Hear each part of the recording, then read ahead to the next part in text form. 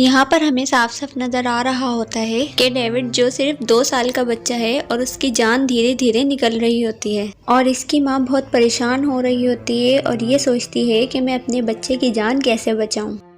Hey guys, welcome to my channel. और अब हम मूवी स्टार्ट करते हैं। उम्मीद है आपको मूवी पसंद आएगी, तो प्लीज़ लाइक और शेयर सब्सक्राइब ज़रूर कर दीजिएगा। स्टार्टिंग में हमें मोनोलिथ नाम की एक कंपनी के सीईओ को दिखाया जाता है। वो अपनी न्यू कार जो लॉन्च हुई है उसका इंट्रोड्यूस करा रहा होता है, जो अपने कार के फीचर्स बता रहा होता है। साथ ही नैनोटिक बॉडी आर्मर है। वो बताता है कि इसमें बुलेट प्रूफ मिरर है। रियल लाइफ में 25 हादसा होने की सूरत में ये गाड़ी आपकी मदद कर सकती है और आपको सेफ रख सकती है।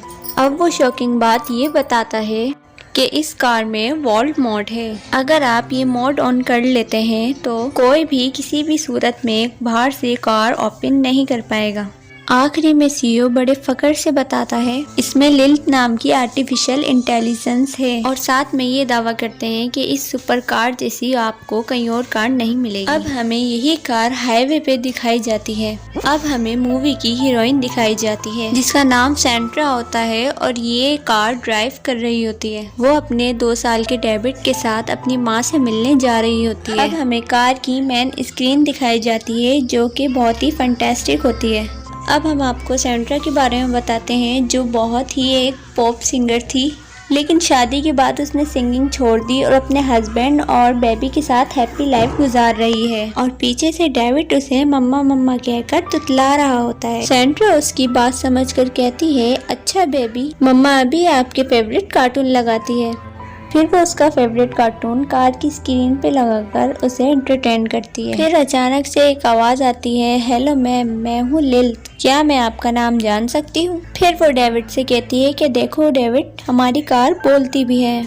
फिर लिल को सेंट्रा अपना नाम बताती है। लिल वही आर्टिफिशियल इंटेलिजेंस है जो मूवी के शुरू में सीईओ हमें बता रहा होता है। लिल पूछती है, ओके सेंट्रा, ये पीछे बैठा हुआ बच्चा कौन है? सेंट्रा बिल्कुल हैरान हो जाती है और फिर पूछती है कि तुम्हें कैसे पता कि मेरे साथ कोई बैठा हुआ है? लिल बोलती है कि इतना कम वेट एक बच्चे का ही हो सकता है। उसकी बात सुनकर सेंट्रा ये सोचती है कि ये तो बड़ी ही रुस्तम है। इन दोनों की बातें चल रही होती है तो अचानक सेंट्रा पूछती है कि मेरा वेट बताओ। लिल उसे बिल्कुल ठीक वेट बता देती है। फिर सेंट्रा कहती है कि तुम ये बात किसी को नहीं बताना। तभी अचानक से सेंट्रा को पता नहीं क्या सोचता है और वो कहती है, क्या तुम मुझसे पहले ट्रेवल करने वालों का वेट बता सकती हो?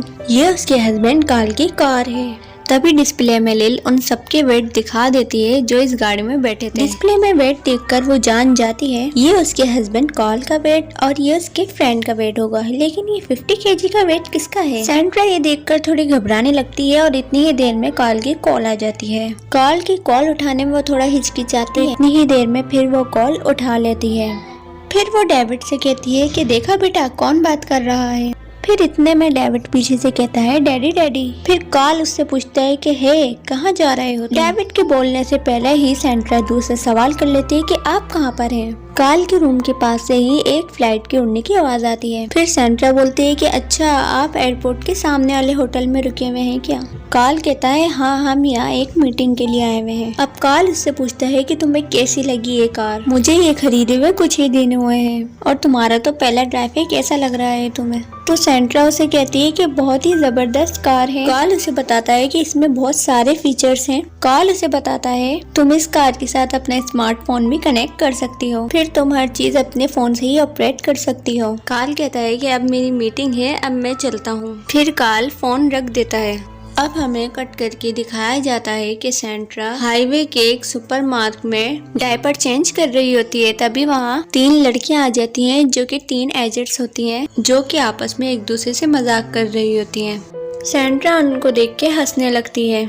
फिर वो डेविड के लिए कुछ चीजें खरीदती है। तभी वहाँ पे टीवी पे एक कार्टून चल रहा होता है कि लोमड़ी पहाड़ से एक वॉल को गिराकर उसे खोल रही होती है। तभी सेंट्रा के पीछे एक लड़का आके खड़ा हो जाता है। वो कहता है कि आप एक सिंगर है ना, और वो फिर उससे फ्लर्ट करने लग जाता है।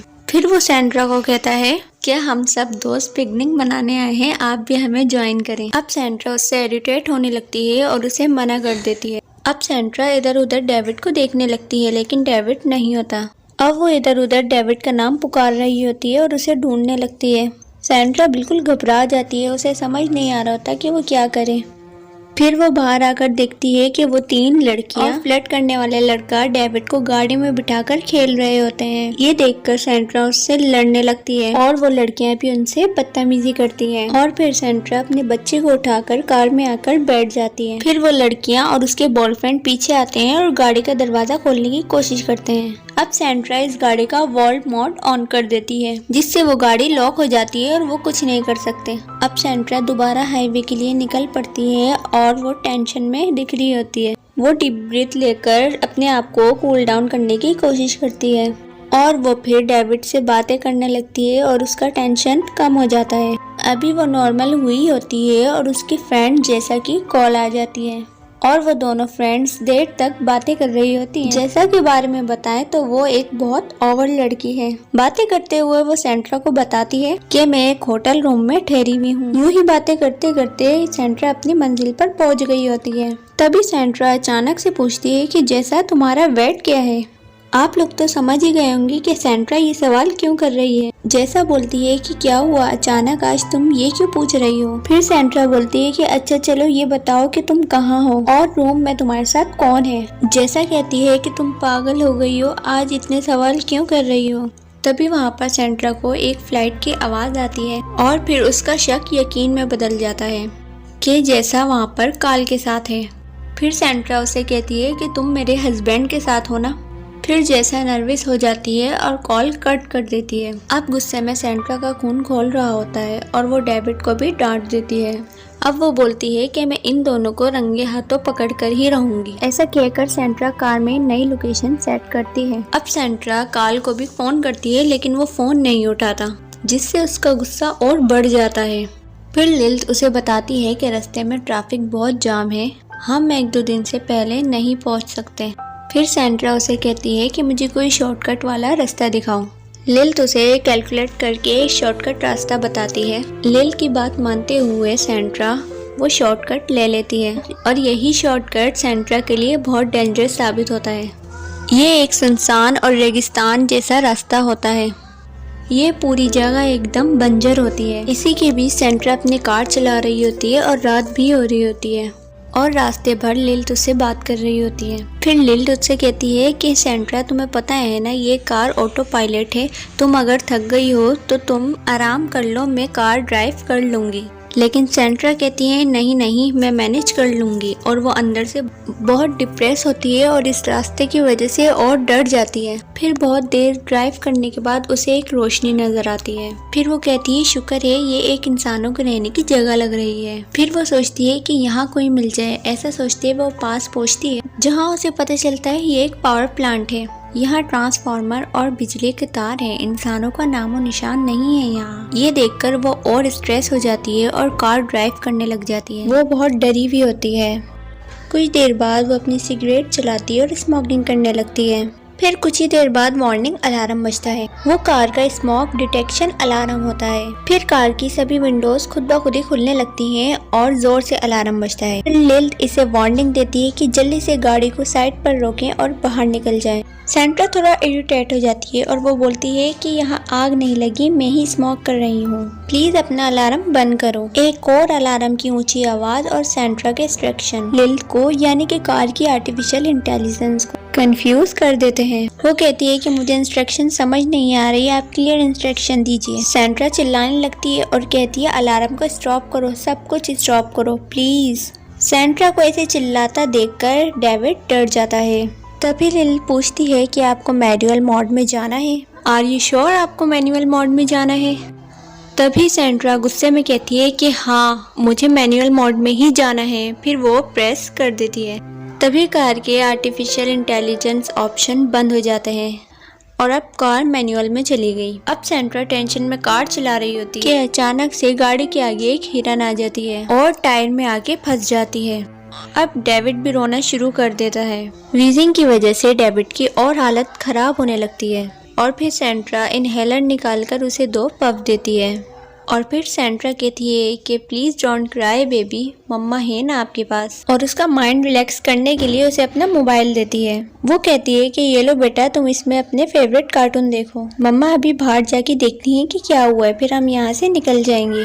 फिर ऐसा कहकर वो कार से उतरती है। बाहर आकर वो देखती है कि हिरन पूरे कार के पहिए के नीचे फंस चुका है। ये देखकर सैंड्रा बहुत डर जाती है और ये कहती है कि आज ही सब ये क्यों हो रहा है। और कार का वार्निंग अलार्म भी बज रहा होता है क्योंकि डोर खुले हुए होते हैं। तुम थोड़ी देर चुप नहीं हो सकते कि ये कहकर कार का दरवाजा बंद कर देती है। अब कार को चलाने के लिए हिरन को निकालना होगा और हिरन पहिए के बीच में बहुत ज्यादा फंस चुका होता है। उसे बाहर निकालने के लिए सैंड्रा एक लंबी सी लकड़ी को लाती है। अब क्या होता है कि अंदर बैठा हुआ डेविड कार्टून नहीं देखता, बल्कि वो उस कार के ऐप को खोल देता है। वो कार उस ऐप से कनेक्ट हो जाती है। फिर वो ऐप के सारे ऑप्शन देखता है और फिर वर्ल्ड मोड ऑन कर देता है। उस ऑप्शन को ऑन करते ही सारे डोर्स ऑफ हो जाते हैं और सारी विंडोज खुद ब खुद बंद हो जाती है। विंडोज और डोर बंद होने की आवाज से सैंड्रा बहुत घबरा कर भागती है गाड़ी की तरफ और विंडो को बंद होने से पहले वो लकड़ी विंडो पर लगा देती है, लेकिन कोई फायदा नहीं था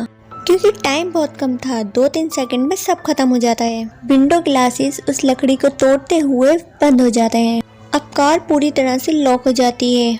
सैंड्रा डोर को ओपन करने की बहुत कोशिश करती है। फिर जब भी वो देखती है कि डेविड के हाथ में उसका फोन है, फिर वो डेविड की तरफ भागती है और उसे कहती है कि प्लीज बेबी इसे स्वाइप कर दो बेटा। बट आप लोग खुद सोचिए कि 2 साल के बच्चे को समझ आएगा क्या। फिर भी सैंड्रा पूरी कोशिश करती है कि मैं इस कार को अनलॉक कर दूं। फिर जब ही डेविड के हाथ से मोबाइल नीचे गिर जाता है और ऊपर से उस बच्चे को सीट बेल्ट से बांधा हुआ होता है। बस फिर सब कुछ खत्म हो चुका होता है, कुछ भी नहीं हो पाता। वो उस कार के बारे में खूब जानती है और चीखती चिल्लाती है और हेल्प हेल्प बोलती है। फिर सैंड्रा दूसरी तरफ आती है और दरवाजा पीटती हुई कहती है कि लिल दरवाजा खोलो, अंदर बच्चा है और मैं सैंड्रा हूँ, मेरी आवाज तुम्हें सुनाई दे रही है या नहीं। और वो बहुत बेबस हो जाती है, पर क्या करें, उसने खुद ही कार की आर्टिफिशियल इंटेलिजेंस को बंद कर दिया था जब वो स्मोकिंग कर रही थी। फिर उसे बहुत गुस्सा आता है और वो गुस्से में जाती है, एक बड़ा पत्थर लेती है और कार पर मारती है।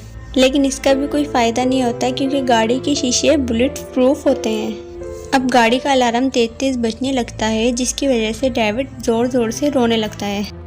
अब सैंड्रा डेविड को देखकर उसकी तरफ आती है और उसको पिकाबू कहकर उसके साथ लुका छुपी खेलने लगती है।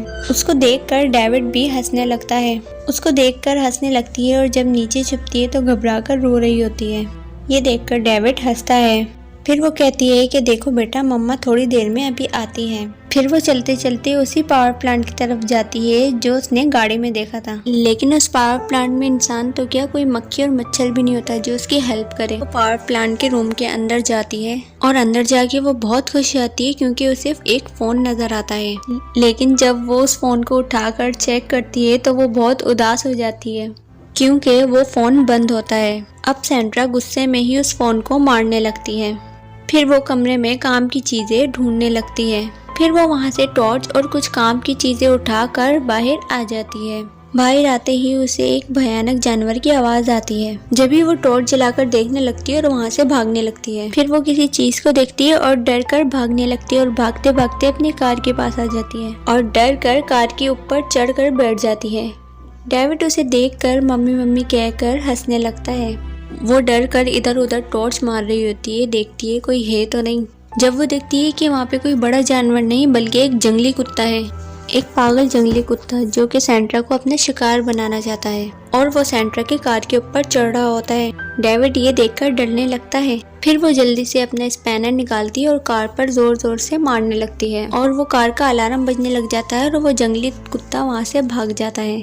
अब डेविड दोबारा रोना स्टार्ट कर देता है। फिर सैंड्रा वहाँ आती है और उसको बहलाने लगती है और उसके साथ खेलने लगती है, जिससे वो नॉर्मल हो जाता है। फिर वो बहुत थक जाती है और कार के बोनेट पर आकर लेट जाती है। साथ साथ वो स्मोकिंग कर रही होती है और डेविड से बातें कर रही होती है। कहती है कि डेविड पापा हमें लेने आएंगे। इतने में उसे याद आता है कि उसने रास्ते में एयरपोर्ट का बोर्ड देखा था। वो आंखें बंद करके सोचने लगती है कि मैंने एयरपोर्ट का बोर्ड देखा था। इतने में उसकी आंख लग जाती है और वो वहीं सो जाती है। अब सुबह सूरज की रोशनी से उसकी आंख खुल जाती है। वो उठकर सबसे पहले आकर डेविड को देखती है। वो आंखें झपकाता बैठा हुआ होता है। फिर सेंड्रा उससे पूछती है कि बेटा तुम ठीक तो हो ना। कार के अंदर बहुत गर्मी होती है और ऊपर से उसे जैकेट भी पहनाया हुआ होता है। फिर सेंड्रा उसे कहती है कि आज मैंने एक भी काम ठीक से नहीं किया और बेटा अपनी जैकेट उतार दो, वहाँ जिप है उसे खोलो। पर वो बेचारा 2 साल का बच्चा क्या समझ पाता, और यही नहीं उसे सीट बेल्ट लगाकर बहुत टाइट बांधा हुआ होता है। अब डेविड चिड़चिड़ा होने लगता है, कुछ देर हंसता है तो कुछ देर रोने लगता है। फिर डेविड फोन उठाने की कोशिश करता है। फिर सेंड्रा कहती है कि नहीं बेटा तुम इसे नहीं उठा सकते, मेरे पास एक अच्छा आइडिया है। करीब में ही एक एयरपोर्ट है, मैं वहाँ जाके देखती हूँ वहाँ पर हमें कोई मदद मिल जाए। फिर वो देखती है कि कार बहुत गर्म है, तो जब भी अपनी शर्ट उतारकर और कार की रूफ पे डाल देती है और डेविड से कहती है कि अभी थोड़ी गर्मी कम हो जाएगी और मम्मा अभी वापस आती हैं। फिर डेविड रोना स्टार्ट कर देता है। फिर सेंड्रा दिल पे पत्थर रखकर आगे बढ़ जाती है। बेचारी सेंड्रा एयरपोर्ट को तलाश करते हुए चलती रहती है। न जाने वो कितने घंटों तक चलती रहती। बहुत तेज धूप में और सुनसान रेगिस्तान में वो चलती रहती है। अब वो हाँफते हाँफते नदी के बहुत करीब पहुंच जाती है। फिर वो बोलती है थैंक गॉड पानी। फिर वो पानी अपनी बॉडी पर डालकर अपने आप को ठंडा करती है। वो पानी पीने के लायक नहीं होता, फिर भी वो पानी पी लेती है। फिर वो वापस से अपने रास्ते पर आगे बढ़ने लगती है। पहाड़ पथरीले रास्ते को पार कर कर आखिरकार उसे एयरपोर्ट का बोर्ड दिख ही जाता है। बोर्ड देखकर ही उसके चेहरे पे अलग ही खुशी आ जाती है। जब वो पहाड़ से उतरकर एयरपोर्ट की तरफ देखती है तो उसे बहुत बड़ा धचका लगता है, क्योंकि ये एयरपोर्ट काफी सालों से बंद होता है। वहाँ सिर्फ एक प्लेन खड़ा होता है, वो भी जो खराब होता है। वो जहाज के अंदर जाके देखती है तो उसे एक लाइटर, एक कैन और एक टायर मिलता है। फिर वो उस टायर को आग लगाकर दोबारा नदी की तरफ निकल पड़ती है। टायर उसने इसलिए जलाए थे कि धुएं को देखकर कोई उसकी मदद को आए। अब वो नदी पर जाती है और उसी कैन में पानी भर लेती है। कैन बहुत भारी होता है और उसे वो उठाकर चल रही होती है। कैन को उठाते उठाते वो बहुत थक जाती है और कैन को नीचे रख देती है और पाँव से लुढ़काती है और वो चलती चलती कार के पास आ जाती है और वो देखती है कि उसकी टी शर्ट वहाँ पर पड़ी हुई थी। फिर वो सोचती है कि बेचारे डेविड का क्या हाल हुआ होगा और कैन को उठाकर भागती भागती कार के पास आ जाती है। वहाँ आकर सेंड्रा डेविड को देखती है। वो गर्मी से बहुत लाल हो चुका होता है। कार का टेम्परेचर बहुत हाई हो चुका होता है। ये देखकर सेंड्रा बहुत डर जाती है।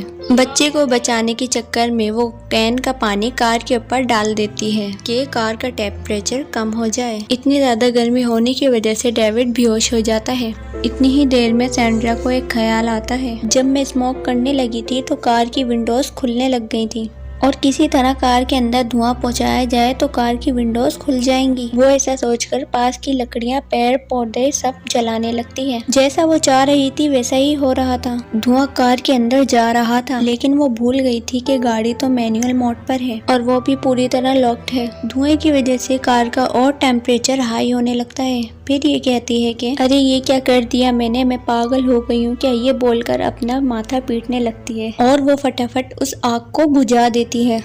फिर वो कार को स्पैनर से मारने लगती है और ये सोचती है कि मैं यहाँ पर आई क्यों, मैंने ये गलत फैसला कैसे ले लिया है। फिर वो बहुत रोने लगती है और रोते रोते बेहोश हो जाती है। फिर वो चौंक कर एकदम उठ जाती है, क्योंकि उसने सपना देखा होता है कि उसने डेविड को खो दिया है।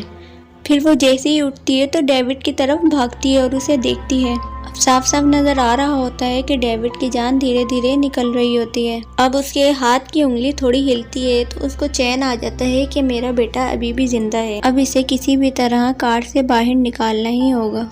ऐसा सोचकर वो पीछे मुड़ती है तो रात वाला पागल जंगली कुत्ता पीछे खड़ा है। हर गुजरते पल के साथ डेविड की हालत बहुत खराब होती जा रही थी। अब पागल कुत्ता सेंड्रा को काटने के लिए उसके पीछे दौड़ता है। अब सेंड्रा जल्दी से कार के ऊपर चढ़ने की कोशिश करती है, लेकिन कार बहुत गर्म होती है तो वो झट से कार के नीचे लेट जाती है। वो कुत्ता कार की चारों तरफ घूम रहा होता है। वो बेचारी बहुत डरी हुई होती है। फिर वो कुत्ता कार में फंसी हुई हिरन को खींचता है, जबकि वो कार हिरन की वजह से ही अटकी हुई थी। अब जैसे जैसे कुत्ता हिरन को खींचता है कार पीछे की तरफ जा रही होती है। अब सेंड्रा हिरन को पकड़ लेती है ताकि हिरन भाग नहीं जाए और कार पीछे नहीं गिरे, क्योंकि अगर कार पीछे चली गई तो उसका बच्चा नहीं बचेगा और पीछे एक खड्डा भी था। फिर वो कुत्ता उस हिरन को बाहर निकाल लेता है। फिर सेंड्रा उठती है और फटाफट गाड़ी को रोकने की कोशिश करती है, लेकिन सैंड्रा गाड़ी को रोकने में बहुत नाकाम होती है। लेकिन किस्मत से वहाँ पर एक पत्थर होता है जो गाड़ी को नीचे गिरने से रोक लेता है। फिर सैंड्रा बहुत थक चुकी होती है, वो बिल्कुल ही टूट चुकी होती है। वो गाड़ी की साइड पे जाकर और घुटने टेक कर बिल्कुल रोने लगती है। वो बिल्कुल ही डिप्रेस हो जाती है और ये सोचती है कि मैं अपने डेविड को कैसे बचाऊं। और दूसरी तरफ वो कुत्ता हिरन को खा रहा होता है। फिर सैंड्रा सोचती है कि मुझे कुछ करना होगा, कुछ करना ही होगा। फिर ऐसे ही सोचते सोचते उसके दिमाग में एक आइडिया आता है। उसे सुपरमार्केट में जो कार्टून की क्लिप देखी थी उसे वो याद आती है कि कैसे एक लोमड़ी पहाड़ से गिराकर वॉल्ट खोल लेता है। तो इस कार में भी यही प्रॉब्लम हुई थी। डेविड ने वॉल्ट मोड ऑन कर दिया था। और इस कार के फीचर में एक ये भी फीचर होता है कि ये कार जितनी भी ऊंचाई से गिरे और ये अपने आप को फिर से बैलेंस कर लेती है। अब डेविड को देखकर ऐसा लगता है कि इसकी जान बचना मुश्किल है। सैंड्रा अब दिल पे पत्थर रख कर आखिरी फैसला लेती है कि वो इस कार को खाई में धकेल देगी। अब वो इस कार को धकेल रही होती है, लेकिन उस पत्थर की वजह से कार आगे बढ़ नहीं पाती। अब सैंड्रा बिना टाइम ज़ाया किए हुए अपने स्पैनर को उठाने के लिए जाती है जो कि उस शिकारी कुत्ते के पास पड़ा हुआ था। अब हमें ये सीन देखते हुए एक ही बात याद आती है कि माँ अपने बच्चों के लिए कुछ भी कर सकती है। अपनी परवाह किए बगैर ही सैंड्रा उस कुत्ते की तरफ चलने लगती है और उसके सामने आकर खड़ी हो जाती है। अब कुत्ता उसे देखकर घुर्राने लगता है और उसकी तरफ काटने के लिए दौड़ता है। तब सैंड्रा इतनी जोर से चीखती है कि कुत्ता खुद ही डर जाता है। अब सैंड्रा और तेज चिल्लाने लग जाती है जिसकी वजह से वो कुत्ता डरकर भाग जाता है। अब वो झट से स्पैनर को उठाती है और उस पत्थर को तोड़ने लगती है जिसकी वजह से कार अटकी हुई थी। फिर वो उसको धक्का देती है। सैंड्रा का इस कार पर यकीन और लॉजिक भले ही ठीक हो, लेकिन कार में इसका 2 साल का बच्चा भी है। उस माँ की क्या होगी हालत, ये हमें इस सीन में दिखाया गया है। फिर उस पहाड़ के ऊपर से कार नीचे गिरने लगती है और जब कार नीचे गिरती है तो कार किसी चीज से टच नहीं होती, वो सीधा ही जमीन पर नीचे जाती है जिसकी वजह से कार की सेटिंग चेंज होने लग जाती है और कार का सस्पेंसर हमें दिखाते हैं जो कि बदलने लगता है। वो नीचे गिरकर चूर चूर होने लगती है और वो जगह धुएं से भर जाती है। ये देखकर सैंड्रा का दिल रुक जाता है। वो घबराती हुई नीचे उतरती है। पत्थर और चट्टान से कायल होकर वो नीचे जाती है। वहाँ जाके देखती है कार एक अच्छी तरह से सेफ जगह पर लैंड हुई है। रोती हुई वो कार के पास जाती है और देखती है कार के इमरजेंसी के लिए डिजाइन की गई उस कार के दरवाजे ऑटोमेटिकली खुल जाते हैं। फिर कार में से वो अपने बच्चे को उठाती है। बच्चे की हालत बहुत बदतर हो चुकी होती है। सैंड्रा की कुछ समझ नहीं आता तो वो बच्चे को बाहर ले आती है। वो उसे बाहर तो लिया है लेकिन उसे हॉस्पिटल कैसे लेके जाया जाए। कितनी मजबूर होगी वो माँ। कार भी टूट गई, अब सैंड्रा क्या करेगी और वो रोने लगती है। पूरी मूवी के इस सीन में ही हमें ये दिखाया जाता है कि आपातकाल में ये कार किस तरह मदद कर सकती है। फिर ये कार रिबूट होने लगती है और सारी सेटिंग इसकी रिबूट हो जाती है। फिर ये एक सिग्नल देती है कि ये पहले की तरह कार ड्राइव करने लायक हो गई है। फिर सैंड्रा आंसू पोंछती हुई आती है और कार के अंदर बैठती है। फिर वो सेटिंग चेंज करती है जिसकी वजह से कार एक्टिवेट होने लग जाती है। टाइम वेस्ट किए बगैर वो मैप को सेट करती है। गुड इवनिंग मैम ये कहकर लिल भी एक्टिवेट हो जाती है। फिर लिल कहती है कि जहाँ पर हम हैं वहाँ से और कोई रास्ता जाने का नहीं है। पहाड़ों के बीच हम फंसे हुए हैं, यहाँ पर और कोई रास्ता नहीं है। पर सैंड्रा हार मानने वाली नहीं थी। वो पूरी अपनी ताकत लगाकर कार को तेजी से चलाकर एक स्लॉप पर खड़ी करती है। गाड़ी उसे वार्न करती है कि ये तो नामुमकिन है और गाड़ी उलटकर गिर जाएगी। फिर दिखाया जाता है कि उसने डेविड को सीट बेल्ट पहनाकर रेडी रखा हुआ है। कार की वार्निंग आती रहती है कि नो चांस, लेकिन सैंड्रा उसकी बिल्कुल नहीं सुनती। तभी सैंड्रा कार का ऑल टेरेन वाला 4 व्हील ड्राइव ऑन करती है। फिर कार का सस्पेंसर क्या गजब तरीके से ऊपर आता है। एंड वक्त पर सैंड्रा एक्सीलरेशन देती है और चट्टानों को टकरा देने वाली स्पीड कर वो ऊपर तक ले आती है। अगर जरा सी भी स्पीड कम हो जाती तो कार उलट जाती। इतनी रिस्की ड्राइविंग करने के बाद अगले फ्रेम में दिखाते हैं कि कार 2 चट्टानों को तोड़ती हुई उनके बीच से निकल जाती है। फिर लिल कहती है कि मुझे रास्ता मिल गया है। फिर यहाँ सैंड्रा की कार हवा से बातें कर रही होती है। कट करके हॉस्पिटल दिखाते हैं। एक स्ट्रेचर पे सैंड्रा, दूसरे पे डेविड को ले जा रहे होते हैं। सैंड्रा डेविड को इस हालत में देख के अपने ऊपर कंट्रोल नहीं कर पाती। फिर दिखाते हैं कि सैंड्रा आंखें खोलकर डेविड की तरफ ही देख रही होती है। पास ही दूसरे बेड पर डेविड लेटा हुआ है। उसका सांस लेना भी नजर नहीं आ रहा होता है और सैंड्रा रोने लगती है। तो सरप्राइजली ही डेविड उसकी तरफ देखकर कहता है मम्मा, और ये देखकर वो बहुत खुश हो जाती है। वाह, इसे कहते हैं यार सीन। और ये मूवी यहीं खत्म हो जाती है। तो बताएं कैसी लगी आपको ये मूवी, थी ना फैंटास्टिक। और जिसने अभी तक मेरे चैनल को सब्सक्राइब नहीं किया है वो सब्सक्राइब कर दे। Thanks to watching.